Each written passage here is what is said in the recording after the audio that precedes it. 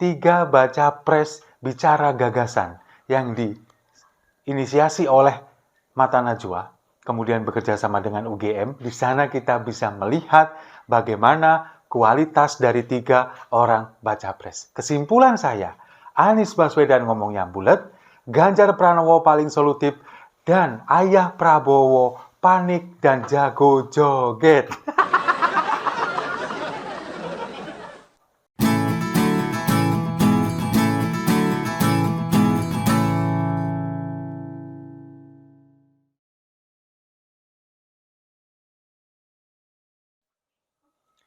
Salam damai untuk Indonesia, berjumpa lagi bersama saya, Papa Dimas.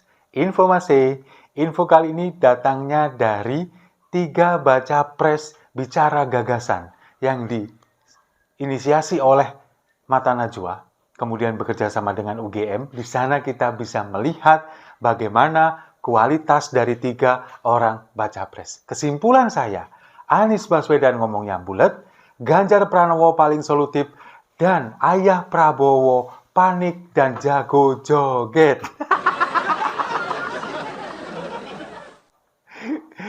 Ini kemarin kan sudah saya sampaikan.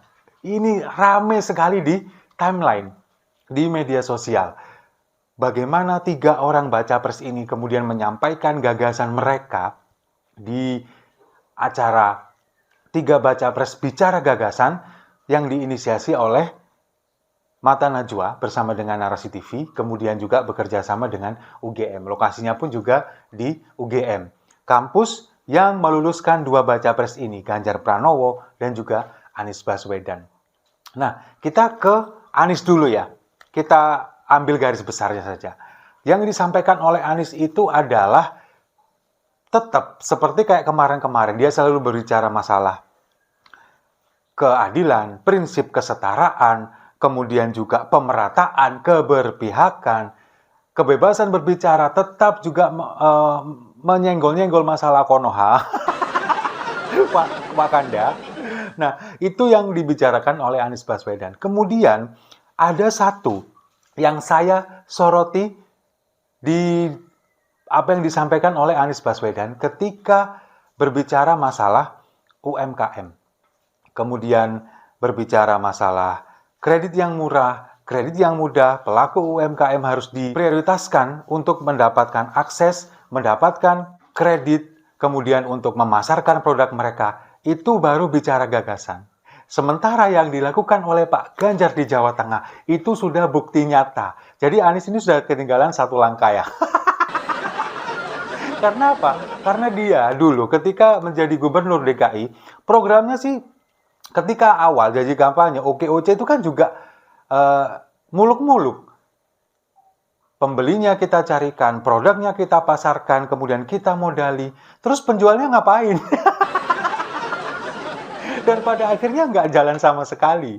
Nah, inilah yang kemudian kita lihat kemarin, dia berbicara seperti seolah muluk-muluk, baru gagasan. Sementara yang sudah dilakukan oleh Pak Ganjar Pranowo di Jawa Tengah ini sudah terbukti. Lagi berbicara masalah pendidikan. Yang pendidikan ini seperti piramida. Semakin ke atas ini kemudian jumlahnya semakin berkurang. Karena apa? Karena tidak semua memiliki akses mendapatkan pendidikan. Kita harus memberikan pendidikan yang gratis, terutama di pendidikan tinggi.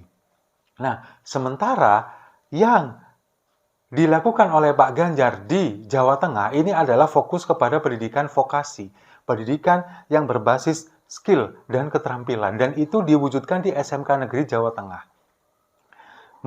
Meluluskan lebih dari 2.000 anak SMK mulai dari tahun 2014 dan sebagian besar diterima di perusahaan luar negeri. Rata-rata ada di Jepang dan mereka sekarang menjadi tulang punggung keluarganya. Nah, itulah yang kemudian menjadikan Ganjar paling solutif. Karena apa? Karena itu sudah dibuktikan oleh Ganjar Pranowo. Sementara Anies Baswedan baru sebatas gagasan. Tapi para pendukung-pendukungnya ini memframing bahwa Anies ini adalah yang paling hebat.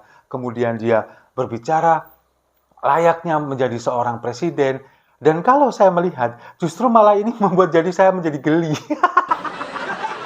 Karena nggak ada yang baru. Dia berbicara masalah perubahan, tapi sebetulnya nggak ada yang baru. Yang disampaikan semuanya hampir selama dia pertama kali dideklarasikan sebagai baca pres, sampai sekarang yang diomongkan ini tetap seperti itu. Perubahan, keberpihakan, kemudian prinsip kesetaraan, cuma itu saja. Sementara Pak Ganjar Pranowo, dia menyampaikan apa yang sudah menjadi rekam jejaknya ketika menjabat sebagai gubernur, semuanya sudah terbukti, sudah ada solusinya, dan dia menyampaikan gagasan yang selama ini belum pernah ada. Apa itu?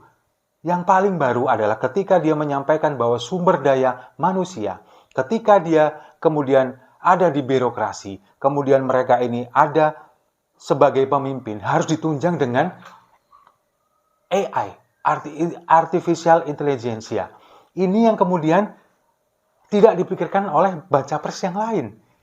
AI ini sekarang adalah sebuah keniscayaan bahwa teknologi ini akan bisa menunjang pemerintahan, bisa menunjang segala lini di kehidupan. Meskipun kita tidak bisa mengesampingkan sumber daya yang unggul. Nah, itu yang dimiliki oleh Pak Ganjar Pranowo. Lalu beberapa solusi-solusi yang lain kita bisa melihat, disampaikan di sana. Nah, sementara kalau kita melihat Ayah Prabowo, yang diomongkan adalah apapun yang disampaikan, apapun yang ditanyakan, jawabannya adalah kurang gizi. Ketika ditanya bagaimana caranya untuk mencegah polarisasi, bagaimana ketika setiap kali pemilu ada perpecahan, ada keterbelahan, pendukung A dengan pendukung B selalu bertengkar atau berantem, apa solusinya? Solusinya adalah karena mereka adalah kurang gizi. Lalu ketika ditanya masalah mental health, anak-anak muda yang sekarang gampang depresi karena ada gangguan mental health. Apa jawabannya? Semua itu harus didasari dengan gizi yang cukup, gizi yang baik. Kalau gizi yang baik, gizi tercukupi, maka anak-anak otomatis nggak akan depresi. Nah, ini kan juga sudah terbantahkan. Sekarang kalau misalkan anak-anak yang gizinya tercukupi, kemudian nggak bisa menderita depresi atau mental health, nggak mungkin ada kejadian Mario Dendi menganiaya David Ozora. Iya kan? Coba kalau kita lihat, dia ini gizinya tercukupi. Bapaknya pun orang yang cukup, bahkan lebih-lebih meskipun itu ada indikasi korupsi. Tapi dengan tercukupnya gizi, apakah dia kemudian juga tidak terhindar dari depresi dan mental health? Mentalnya sakit anak ini, itu tapi gizinya tercukupi. Ini pun sudah terbantahkan dengan satu fakta. Nah, kemudian kalau kita berbicara masalah mental health atau depresi, sebetulnya bukan karena anak-anak ini kurang gizi. Ini jadi saya ngajarin nih ke Pak Prabowo. Anak-anak depresi atau yang menderita mental health, itu mereka itu bukan diberikan gizi, bukan itu yang mereka butuhkan. Mereka makannya cukup kok. Yang mereka butuhkan ini adalah perhatian dan ruang untuk berekspresi. Itu. Kalau kita berikan mereka ekonomi kreatif, kemudian mereka bisa berkreasi, mengembangkan apa yang mereka inginkan tanpa ada tekanan yang berlebihan dari orang tua atau lingkungan sekitarnya, maka depresi itu akan berkurang. Begitu loh, Ayah. Nah, yang paling epic lagi, ini adalah ketika ditanya masalah money politics. Ketika Pak Zulhas kemarin membagi-bagikan uang 50 gocapan, gocapan. Kemudian disampaikan oleh Pak Prabowo bahwa itu bukan money politics. Karena apa? Karena Pak Zulhas ini tidak nyalek, tidak nyapres, tidak nyabub, tidak mencalonkan diri menjadi wali kota, dan lain sebagainya. Itu yang disampaikan oleh Ayah Prabowo, bahwa ini tidak melanggar, karena ini bukan money politics, karena Pak Zulhas ini adalah orang yang dermawan. Beliau adalah pengusaha, kemudian peduli terhadap pendidikan, peduli terhadap masyarakat sekitar. Nah, sekarang gini, saya ngajarin lagi nih ke Ayah Wowo ya. Ketika Anda menjadi seorang pengusaha, kemudian Anda terjun ke dunia politik, ini tidak bisa disatukan, harus dipisahkan secara peran, secara posisi atau porsi. Kalau misalkan Anda ingin menjadi pengusaha, ketika Anda berhadapan dengan masyarakat, jadilah seorang pengusaha. Kebijakan Anda sebagai seorang pengusaha apa? Ingin membantu masyarakat, berbagi materi. Itu menjadi seorang pengusaha. Ketika Anda menjadi seorang pejabat publik, apa yang bisa Anda bantu kepada masyarakat adalah kebijakan. Kewenangan Anda untuk memutuskan sesuatu itu yang harus Anda berikan kepada masyarakat. Tapi ketika Anda menjadi seorang politisi, kemudian Anda menjadi seorang pengusaha dan itu digabungkan, kemudian memberi bantuan berupa materi atau uang tunai, itu kan jadinya nanti money politics. Bukannya tidak boleh ya seorang politisi menjadi pengusaha atau pengusaha menjadi politisi. Bukan seperti itu. Tapi peran atau porsinya ini harus dipisahkan.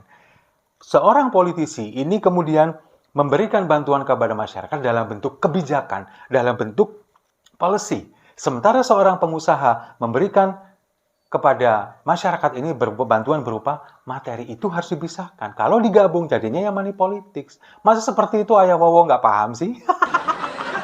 Nggak masalah, yang penting joget, ya kan? Ditanya apapun jawabannya adalah gizi dan yang penting joget. Dan di sana kita juga bisa melihat karakter. Ketika Ayah Wowo kemudian dicecar oleh Najwa Shihab, terlihat di sana beberapa kali dia nampak emosional. Nah, kenapa ini kok dia sangat emosional? Selain karakternya memang seperti itu, yang faktor lain adalah usia. Dia sudah sepuh, sudah 70 lebih, dan kemudian adalah waktu.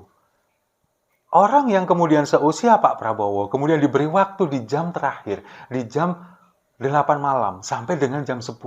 Ya pasti capek, stres, dan kemudian juga panik, pikirannya kemana-mana. Harusnya Pak Prabowo ini ditaruh di yang shift sore harusnya.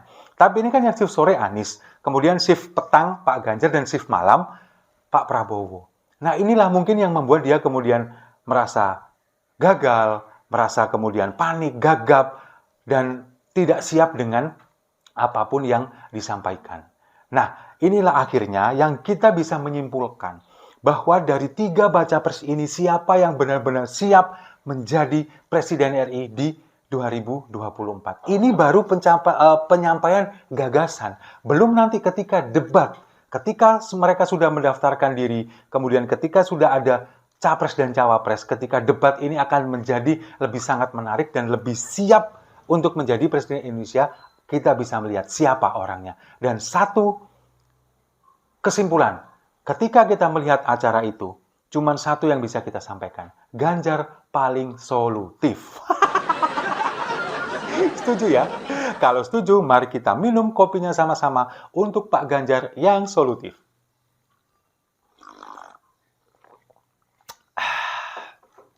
Saya rasa itu. Terima kasih sudah menyimak. Jangan lupa like, komen, dan subscribe. Sampai jumpa di video-video saya selanjutnya. Gerak cepat, Indonesia maju.